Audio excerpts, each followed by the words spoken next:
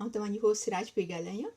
अॼु पाण ॻाल्हाईंदासीं की हैप्पी बर्थडे पाण विश करियूं था कंहिंखे बि कि हैप्पी बर्थडे या have a great day, sorry have a great birthday.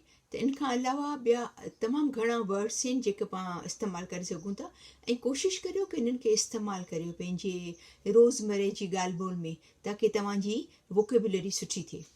ठीकु आहे, त अॼु आउं तव्हां सां शेयर कंदीसि तक़रीबन 10-12 ॿिया बर्थडे विशिस जेको आहिनि उहो पाण कंहिंखे विश करे सघूं था। त I have a great one.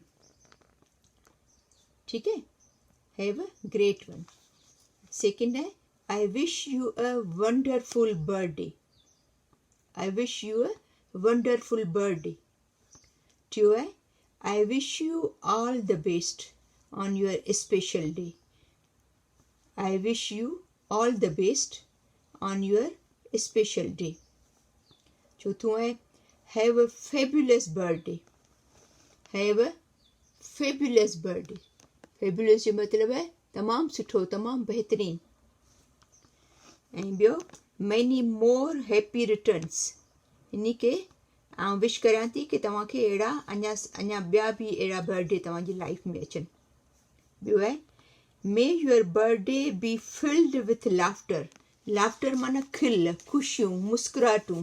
त तव्हांजो बर्थडे आहे उहो मुस्कुराहटुनि सां भरियलु हुजे, खिलुनि सां भरियलु हुजे, ख़ुशियुनि सां भरियलु हुजे। ठीकु है, ॿियो आहे may you have a fantastic day. May you have a fantastic day. ऐं ॿियो आहे wishing U many more candles to blow. ऐं विश करियां थी कि जेको तव्हां कैंडल्स तव्हां ॿारियो पिया, अहिड़ियूं सॼी ज़िंदगी अहिड़ियूं ॿियूं बि तव्हां एतिरा सारा तव्हांजे लाइफ में बर्थडे अचनि त तव्हीं ॿिया कैंडल ॿारियो। ठीकु है, ऐं ॿियो आहे wishing you a day that is special as you are. ऐं तव्हांखे विश करियां थी जहिड़ो तव्हीं स्पेशल आहियो अहिड़ो ई तव्हांजो बर्थडे स्पेशल अचे। ॿियो आहे hope U have enjoyable birthday, U deserve it. इन के तव्हां उन जा हक़दार आहियो। ऐं मूंखे उमेदु आहे कि तव्हां अहिड़ो ई बर्थडे एंजॉय करियो जंहिंजा तव्हीं हक़दार आहियो।